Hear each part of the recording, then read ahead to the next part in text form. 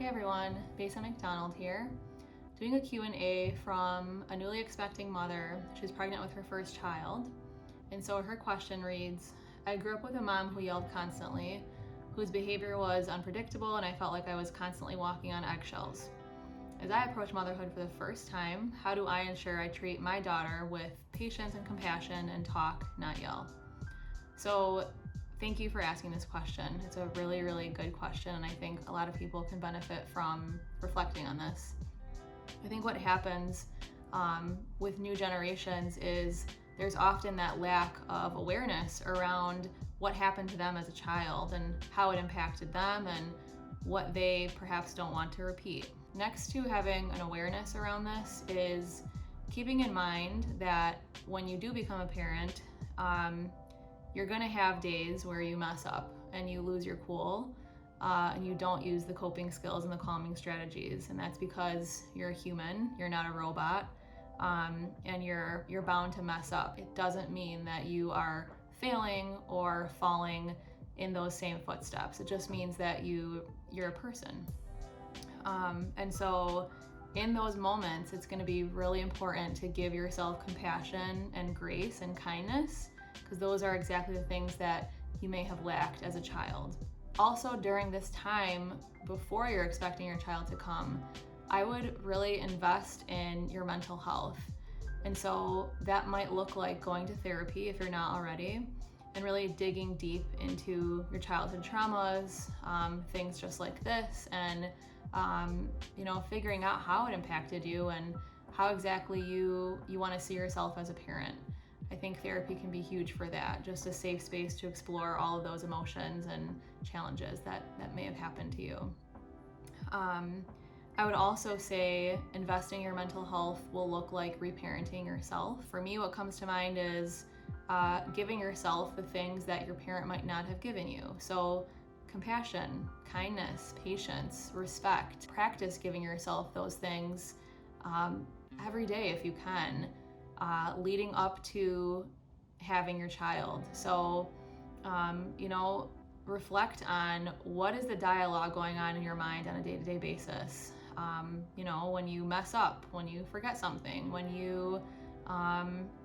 something goes wrong, and even just in like an everyday moment, what does your self-talk sound like? That is what will sort of pave the way for you to reduce the chances that you're gonna repeat those same cycles, is reparenting yourself now. And again, when your child is here and when you are triggered and when you perhaps mess up, give yourself those things again, because it's okay, you're a human. I would add to that too, when you do have those times that you don't act, your actions don't align with your character and how you wish you would have handled it, take that as an opportunity to talk with your child, even if they're a toddler. So keep it simple and something along the lines of, I messed up yesterday or whenever it happened. I really don't want to yell at you and I'm sorry. I love you and I respect you and I want to do better. Something simple as that. You're modeling so many things to your child when you do that, when you take the time to apologize and let them know that, they mean so much to you and you want to do better for them. You're modeling what it's like to simply apologize when you have hurt someone else. So instilling empathy, right, in those moments, taking someone else's perspective. You are showing what it's like to admit you're wrong and that you did something wrong. And then most importantly, you're working on strengthening your bond when you take that time to apologize. So the awareness piece is huge. Apologizing when you've messed up inevitably is huge.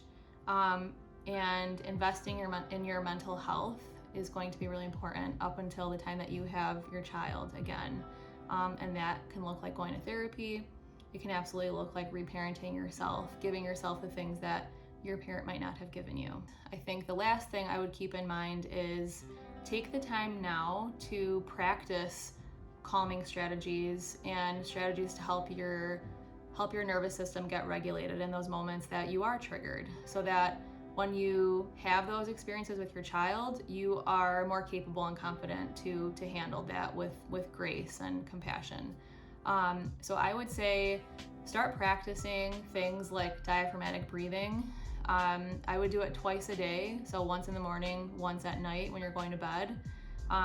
There's a ton of videos on YouTube about how to do that. You need to practice those calming strategies to be able to use them effectively when you are dysregulated. So start practicing skills like that now. I would also practice just mindfulness skills in terms of starting to notice what's going on in your thoughts, so in your mind and in your body, in moments where you're calm and regulated, as well as moments where you're dysregulated. So again, this takes practice. I would set an alarm like once a day, and where you're just checking in with yourself. So asking yourself, how do I feel right now? What's going on in my mind? Noticing sensations in your body. And you may notice, I feel pretty relaxed, not noticing anything in particular. That's fine.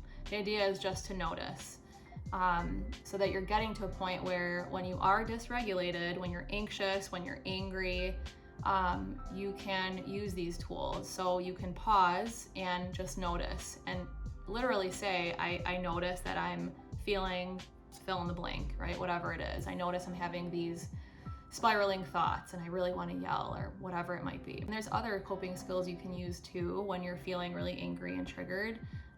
You can do the classic punch a pillow a few times, right? So step away, scream into a pillow, punch a pillow a few times. If the deep breathing and mindfulness tools don't work, there's other sort of more active things that you can do to release that energy. But ultimately, I would say start practicing some of those tools now, again, so that you feel more capable and confident of using them when you are in those moments with your kid where you feel like you're going to lose your cool. I think that's it. Again, I would just say the fact that you're aware of this is huge, and I give you kudos for just being so cognizant of this and jumping right on it and thinking about who you want to be as a parent. If there's anything else that I can help with, please reach out. Thanks, guys. Take care.